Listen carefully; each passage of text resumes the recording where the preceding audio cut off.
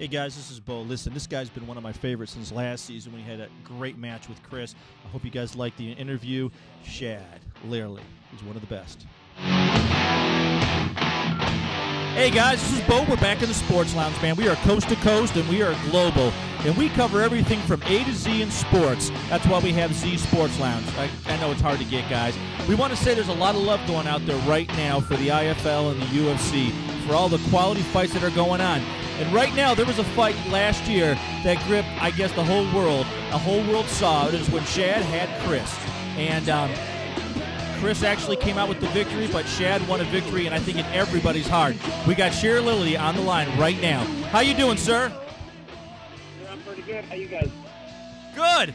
Hey, guy, that fight you had last season with Chris was just one of the most impressive fights I've seen in a long, long time. Oh, well, I appreciate it. I think a lot of people have seen it, and I got a lot of recognition from that fight, so I appreciate it. Yeah, I think the biggest thing that came across is that they were pushing Chris for obvious reasons, but when Chris landed those punches, you came back harder every single time. And it was close as far as on the scorecard. I know it was close for a lot of guys who were watching it. In that particular fight that you had, when you were setting it up and getting ready for it, what were you planning for when you were fighting Chris? I think a lot of people wanted to ask that question. You know, when I was training Chris, I was training mostly kickboxing and my stand-up because that's what my weakest part was. You know, I grew up as a wrestler and have a big background in Brazilian Jiu-Jitsu and grappling in general. So I always knew that if I needed it, I could depend on it. But prior to training for that fight, I had mostly done a lot of stand-up training and takedown. So I think what I was originally planning on was just going and taking him down and grinding the fight out on the ground. But when I started kickboxing with him, I think I just got caught up in the fight, and I wanted to go toe-to-toe with him. And that's how the fight ended up going. Yeah, I guess a lot of people at home, like myself and a lot of other people in the media, like those type of fights when you go after them. Because, I mean, I've never seen Chris taken that far before as those many punches. It was so different than what we've seen Chris do. And you came out of almost nowhere and really put yourself on the mat. How has it been since that fight as far as recognition goes?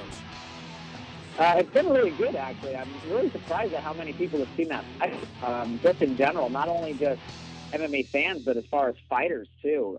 You know, I was cornering my friend Rob Yunt. He was not in the last UFC, but the UFC before that, and had a chance to meet, you know, a lot of UFC fighters and stuff, and a lot of them had seen the fight, and I was just really surprised about how much recognition I had got from it. I mean, I think what it is I mean, to be honest with you, have you had a chance to sit down and actually watch the fight? Because I know a lot of guys, especially in football, don't watch after the game, after a loss. But did you have a chance to actually watch the fight?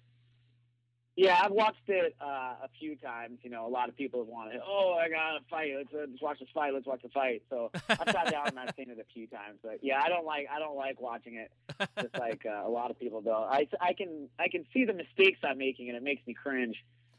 Well, I think the biggest thing in that fight was that every time Chris hit you, went after you, you were throwing punches and bombs and kicks. I mean, really, well placed. I mean, you were tagging him.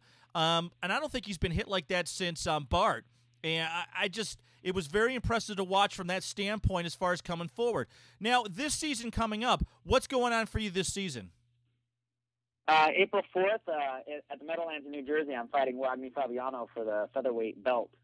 That's coming up pretty soon, so I'm training pretty hard for it right now. I'm sure you are. How much sleep aren't you getting with all the training you guys go through? Oh man, I train all the time. You know, three times a week. I mean, 3 times a day, 3 times a week. Right? So you know, there's a lot of training, but sleep's really important. I mean, the closer it gets to the fight, the nerves start kicking in a little more, and it gets harder and harder to sleep. But it's you know, I try to sleep as much as possible in between training and eating and stuff.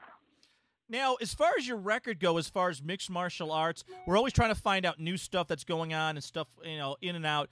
What has been your biggest training mechanism for yourself as far as these fights? What do you mean? As far as training, how do you prepare? Like getting ready for a big fight like this, how do you break it down and train? Well, you know, I'm kind of small. Even for 155 and 145, I feel like I'm one of the smaller guys. At 145, I feel like I'll be finally fighting some people my